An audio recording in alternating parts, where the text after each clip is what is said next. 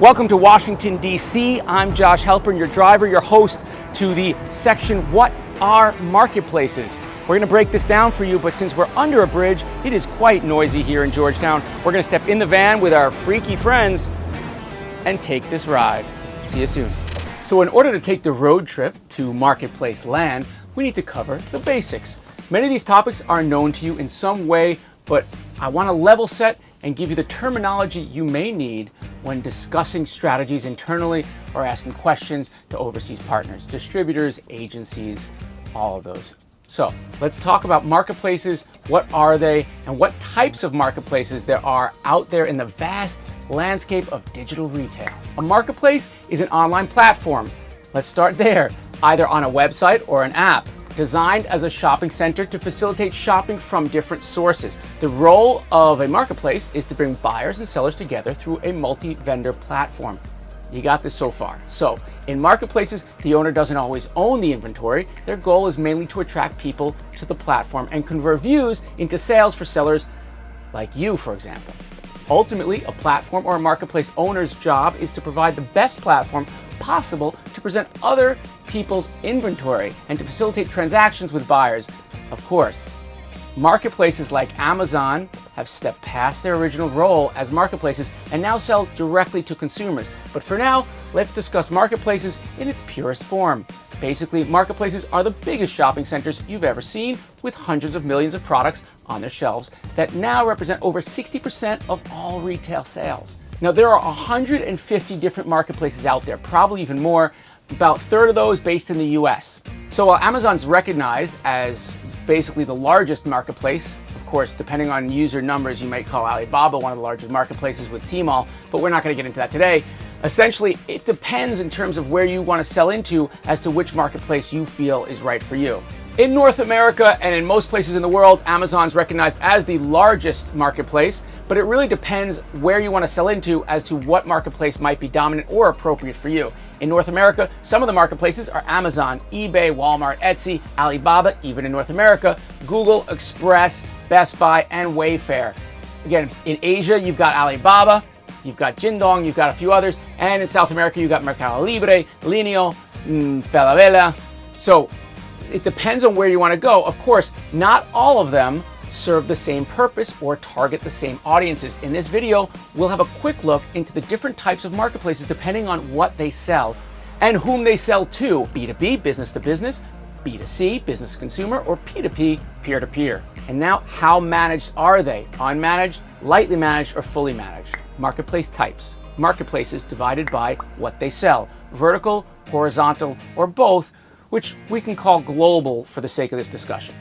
So, vertical marketplaces sell products from different sources, but the products they sell are all from a particular area or niche. They offer a narrow segment of goods and services which allows sellers to stand among competitors. True Facet is an example, since they only sell jewelry and related products. Reverb.com sells new and used musical equipment and, incidentally, facilitates the sales and shipment around the globe, but we're going to get into that later. And Amazon used to be, at the beginning, if anyone recalls, one of those vertical seller marketplaces where they just sold books. Horizontal marketplaces, on the other hand, sell many types of products and services that all share a common characteristic. For example, Dote is a marketplace that sells all kinds of products to women specifically. It was designed to serve as a one-stop shop for women tired of having to shop on different apps. ThreadUp, another example, sells all kinds of products, but they're all secondhand. Now, global marketplace, or that hybrid, that means everything and slowly but surely everywhere. Examples of this might be Amazon, eBay, and Alibaba's Tmall.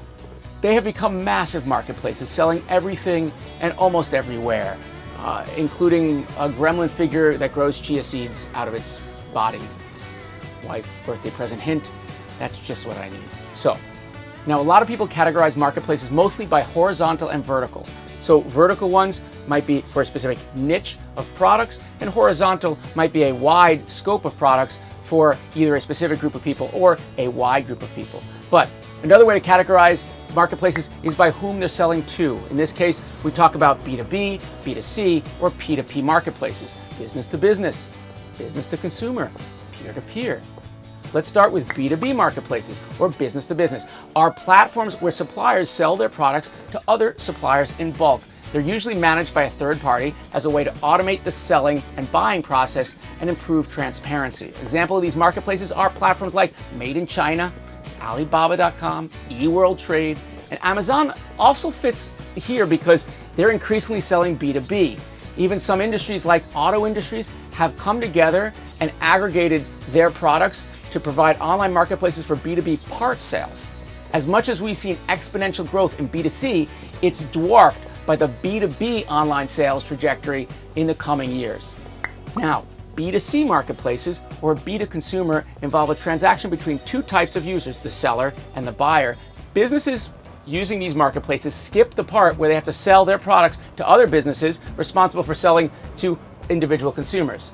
They can now sell directly to consumers, and these marketplaces are by far the most well-known, and including such ones like eBay and Amazon, AliExpress, Bookings.com, all these others, right? The last category are the P2P, or peer-to-peer. These platforms connect individuals who are sharing common needs. Peers can then sell products to peers directly on a platform such as eBay, Etsy, Facebook Marketplace, or Airbnb. These marketplaces are important parts of the new sharing economy. The sales cycle and relationships on those platforms tend to be shorter, as buyers can become sellers and sellers buyers in a matter of minutes. And now, mammoth companies like Alibaba have merged all of these types of platforms into their model. We've got Taobao, which is a peer-to-peer. We've got Tmall as B2C, Alibaba.com as B2B, and AliExpress, which is like a B2C with a preferred pricing for larger quantities like an MOQ, minimum order quantities. So now we've seen that marketplaces can be divided between what they sell, so vertical, horizontal, or global at hybrid, and between whom they sell to, either B2B, B2C, or P2P. Let's look at them from a third angle, their level of management. For example, a P2P marketplace tends to be unmanaged. Customers rely mostly on reviews and ratings to decide if they want to trust the seller. The unmanaged marketplaces won't invest in quality control, which helps lower the fees. eBay, Etsy, Fiverr, these are such examples of unmanaged marketplaces. But then marketplaces can also be lightly managed. This is the case for Shutterstock or Airbnb, who invest in controls and checks, but are still expecting their buyers to mostly rely on the ratings and reviews to make their decision. Then P2P marketplaces that are fully managed. These P2P marketplaces tend to have higher fees for use because they're basically managing everything, often offering an improved customer experience. And in the case, of P2P, users will trust P2P marketplaces more than the individual seller. So there is a lot of value in doing something like that. Examples of these fully managed platforms might be Opendoor, which is designed to buy properties and sell them, The RealReal for luxury consignment sales, and ThreadUp, the one selling only secondhand products. Now, a B2C marketplace is much more fully managed and likely more trustworthy than your own brand site, especially in markets that you haven't entered into yet. So there you go. A marketplace can be either vertical, horizontal, or both /global, depending on what they sell. It can be B2C, B2B, B2P, depending on whom it's selling to, or it can be unmanaged, lightly managed, or fully managed, depending on the kind of experience they want to offer the seller or the buyers alike. And now that you know what they are, the main question that every small or medium-sized business should be asking itself is, should I sell through these marketplaces? How can marketplaces help me develop an audience for my product or service? And how can they help me sell beyond my current geography?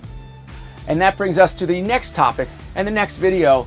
What are the pros and cons of selling on marketplaces to grow your sales? We'll see you soon. We've got our seller. We've got freaky buyers. Let's check it out. We're having a really bad hair day with these guys.